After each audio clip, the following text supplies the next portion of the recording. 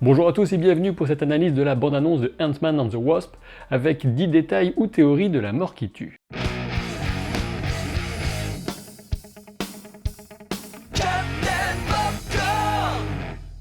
Comme j'ai déjà eu l'occasion de le dire dans ma récente vidéo consacrée à Black Panther, je ne suis pas du tout dans l'humeur du moment qui consiste à se plaindre de ces trop nombreux films de super-héros.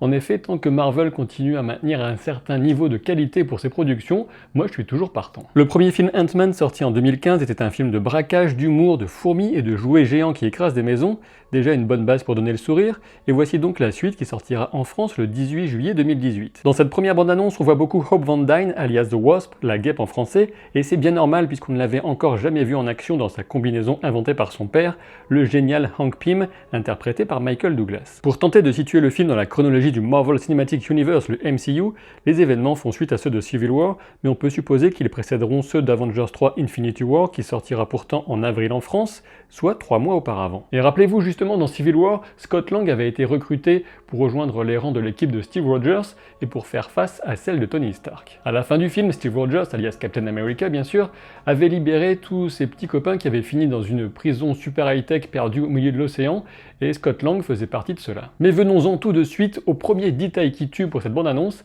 et il s'agit de sa musique. Et oui, difficile de trouver un morceau plus approprié puisqu'il s'appelle Ants Invasion, l'invasion de fourmis, par Adam and the Ants, un groupe punk rock britannique des années 70-80.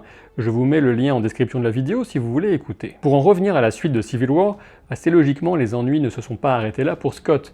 Le FBI a remis la main sur lui, peut-être lorsqu'il a voulu revoir sa fille, Cassie, et avant qu'on ne le mette en résidence surveillée, Scott aura au moins eu le temps de serrer sa fille dans ses bras et de recevoir un précieux conseil, il lui faudrait peut-être quelqu'un pour assurer ses arrières. Et apparemment Scott n'est pas le seul à être sous l'œil des autorités, que ce soit les conséquences de ses choix dans Civil War ou les suites du premier film Ant-Man, il est clair qu'Hank Pym et sa fille Hope sont activement recherchés. Heureusement, la technologie des particules Pym, que l'inventeur n'a jamais voulu livrer à aucune agence gouvernementale et notamment pas le SHIELD, lui permet d'emporter son immeuble en mode valise à roulettes. Et oui, la poignée est camouflée en gaine de climatisation sur le toit. Et là, attention, deuxième détail qui tue, on devine une sorte de valise noire de forme ronde tenue par Hope. En réalité, il s'agit d'une boîte destinée à transporter de véritables véhicules qui ont été miniaturisés pour ressembler à des modèles réduits. Et du coup, c'est très certainement de cette boîte que sort le bolide Hot Wheels grandeur nature qu'on aperçoit plus tard dans le trailer. Bon allez, on va passer aux choses sérieuses et évoquer le principal méchant du film qui serait The Ghost, le fantôme. Et voilà les infos qui tuent sur ce personnage. Dans les comics, le fantôme est un homme, mais dans le film, il sera interprété par Hannah John Kamen. Concernant les principaux pouvoirs de Ghost, il s'agit de l'invisibilité et de l'intangibilité, des pouvoirs qui ne peuvent pas, en tout cas dans les comics, être utilisés en même temps. Bon, l'invisibilité, vous savez tout ce que c'est, et l'intangibilité, bien c'est tout simplement la capacité de passer au travers des objets solides. Et puis ce n'est pas tout, puisque The Ghost, le fantôme, devrait aussi être un hacker de génie, avec même la capacité de se projeter directement dans les systèmes informatiques pour en prendre le contrôle, un concept très cyberpunk. Passons à la suite, et même si je sais que parfois les trailers sont volontairement trompeurs, on dirait bien qu'il existe un lien entre le fantôme et le personnage de Bill Foster. Et justement, voici les infos qui tuent sur Bill, interprété par Lawrence Fishburne. À la base, il s'agit d'un collègue d'Hank Pym qui, dans les comics, utilise les fameuses particules Pym pour devenir gigantesque, mais sans souffrir d'effets secondaires. Le personnage a pour nom Black Goliath d'abord, puis Goliath tout simplement dans les BD. Mais revenons un moment sur Ghost, avec une petite théorie à son sujet. Il pourrait peut-être s'agir de la fille de Bill Foster, qui aurait acquis ses pouvoirs plutôt en conséquence d'une expérience ratée ou d'un terrible accident.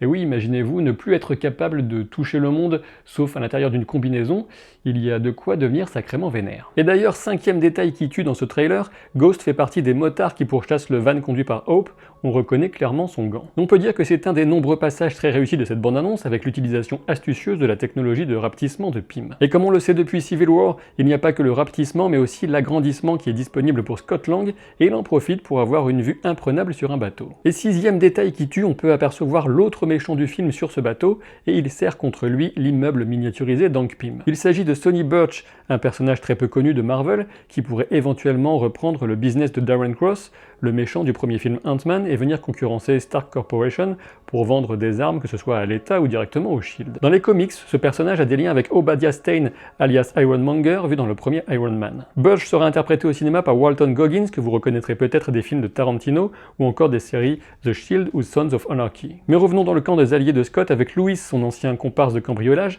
incarné par Michael Peña, et qui était particulièrement drôle dans le premier film. Apparemment, d'après les dires de l'acteur, son rôle dans cette suite aurait laissé moins de place à l'improvisation, bon, on verra bien ce que ça donne. Le 7e détail qui tue, ce sont les tardigrades qu'on peut voir sur ce plan incroyable. Bon, je rigole un peu, mais pas vraiment puisque cela nous révèle l'importance qu'aura le royaume quantique dans le film. De toute évidence, Hank Pym a l'intention de se lancer dans une expédition scientifique ultime dans ce monde de l'infiniment petit. C'est dans ce véhicule qui rappelle furieusement le génial film des années 80 d'Aventure intérieure que l'équipe devrait tenter de percer les mystères quantiques. Et rappelez-vous du premier volet, on apprenait que Janet Van Dyne avait dû se miniaturiser pour accéder au niveau quantique afin de désactiver en plein vol un missile nucléaire qui menaçait les États-Unis. Et d'après ce qu'on sait, cette espionne, qui était donc l'épouse de Hank Pym et la mère de Hope, n'est jamais revenue du royaume quantique. Dans cette image, on assiste uniquement à un passage transitoire car les tardigrades, même s'ils ne font qu'environ 1 mm, sont encore bien trop gros pour appartenir au monde quantique. Pour votre culture biologique, sachez qu'ils peuvent résister à toutes sortes d'environnements et de conditions extrêmes. Cela dit en passant, je trouve même que le masque de fantôme lui donne un petit air de tardigrade, mais bon, c'est peut-être moi qui débloque. Pas de détails de fou à souligner dans la scène de baston de la guêpe qui se suffit à elle-même, avec ce lancer de couteau, les acrobaties, les arts martiaux, les ailes et même les blasters, et ouais, franchement, Scott a de quoi être jaloux. Le 8e détail qui tue est un petit peu original, puisqu'il concerne un personnage qui est absent de cette bande-annonce, et il s'agit d'un agent du SHIELD nommé Jiwi Woo, qui sera interprété à l'écran par Randall Park. Il serait étonnant de voir intervenir d'autres super-héros dans le film, même si rien n'est impossible, mais l'implication du SHIELD semble confirmer qu'il s'agira encore de questions relatives à la sécurité nationale ou mondiale. Et surtout, il faut se souvenir que dans le premier film, Mitchell Carson, ancien agent du SHIELD, avait volé des particules PIM pour le compte d'Hydra. Le 9e détail qui tue n'est pas un détail, c'est une théorie qui concerne justement Janet Van Dyne, qui sera interprétée à l'écran par Michelle Pfeiffer, et qu'on ne voit pas non plus dans cette bande-annonce. Il semble très probable que Janet, la première guêpe, sera déterminante dans ce film.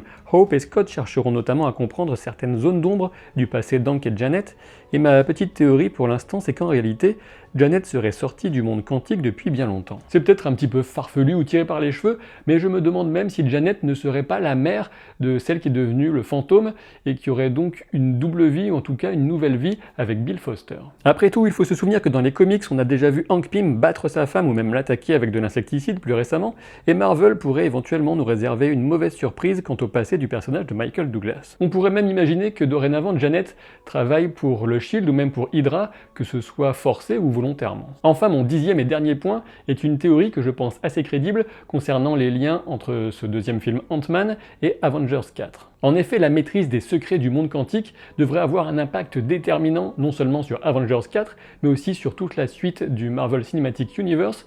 Il s'agirait en effet d'une sorte de point d'accès ou multivers qui permettrait d'introduire les notions d'univers parallèle et de lignes de temps parallèles. Et il s'agirait de l'une des clés à exploiter pour parvenir à vaincre Thanos, qui sera, je pense, totalement victorieux à la fin d'Avengers 3. Par ailleurs, pour la suite du MCU, le monde quantique permettrait de faire passer des héros d'une version de l'univers à une autre. Et quand j'évoque cela, j'imagine bien que vous avez deviné que j'ai en tête le rachat des licences Fox par Marvel Disney. En résumé, le passage par le monde quantique, comme introduit notamment dans Doctor Strange, permettrait d'expliquer l'existence des 4 Fantastiques ou encore des X-Men dans d'autres versions de la Terre pour ensuite les amener à la rencontre des Avengers. Hop hop hop là, vous seriez pas en train de vous barrer sans vous être abonné à la chaîne, avec tout ce que je vous réserve, notamment sur Black Panther, non mais c'est n'importe quoi.